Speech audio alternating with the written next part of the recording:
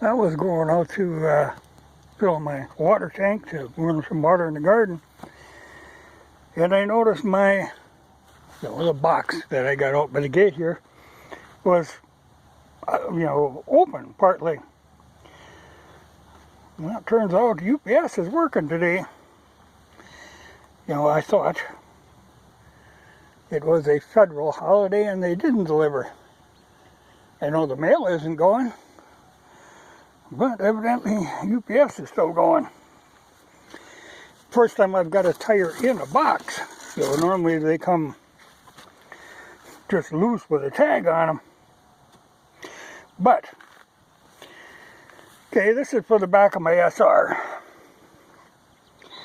Now, I've run these tires for a long time because they're a tire that I'm very happy with. But I thought it was funny when I ordered this, it referred to as a retro tire. A classic retro tire. Which I thought was funny. But what it is, it's the old K70 Dunlop gold seal. Now, I think they're calling it a retro classic because it's what a lot of the old British bikes came with. And my 500, actually, when it came, it had a similar design, but I think it was like a Bridgestone knockoff of the old Dunlop. But what I like about them, they're an all-purpose tire. A lot of the new tires are developed from pavement racing tires. Well, I don't do a lot of pavement racing, but I got to get in and out of here, even if it's wet. And those tires that are pretty much slick with a couple of grooves cut in them, they're absolutely horrible in any kind of anything except dry pavement. Gravel or something, they're just nothing but a nightmare.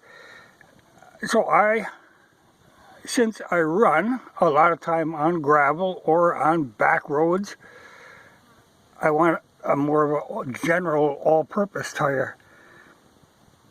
It's always a compromise on tires now. There's a lot of the new tires that are coming for these adventure bikes. Okay, a lot of them, they're actually leaning more toward the off-road. There's always a percentage you kind of got to calculate in there. Like a basic regular trials tire, that's got the squared knobs on it. Not a knobby, but the trials tire is an all-purpose tire, but it leans more to the off-road. If you run up on a lot of pavement, it chews them up. I want something that works in, can handle a little bit of mud, can handle rain, but still work quietly on pavement. And that's what these old Dunlops do. They're just a great all-purpose tire.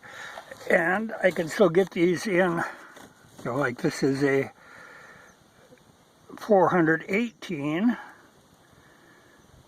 which is, it used to be bikes had 18 on the back, 19 on the front. A lot of older bikes actually had 19 front and back, which I would actually prefer to do it that way, but then you do run into trouble. You can't get, like the front tire, the biggest you can get is like a 350, which is what I'm running on there now. It's the same tire, just it's the 19-inch with the 350. And I usually go through like 2 rear tires to 1 front. So I'm not replacing the front this time. I think I still got, by the time this one is wore out, I'll have to replace both. But when they start talking things being retro and classic, it starts making me think, oh, okay, maybe I better order in a couple more of these and 1 new front, just to be on the safe side. It's just a good tire. As a general purpose, go anywhere kind of tire. And like I said, they handle rain very well. And mud even. You know, they're just a good tire. I should mention too, you see that yellow dot on there. When you mount the tire, if they come with that mark on them, that is where you want to put the valve stem. You know, it means it's the lightest point on the tire. You know, there always is a little natural off balance to a tire, so valve stem always lines up with that dot. But the thing about these, they aren't directional. They aren't front or back. I mean, you could run this exact same tire, could be run in either position, like some old bikes, like this is 18, okay? Some old bikes had 18 front and back. You could run a pair of these. They're not fussy about how they run, but they just work really well. Well, now it's another job for me to do.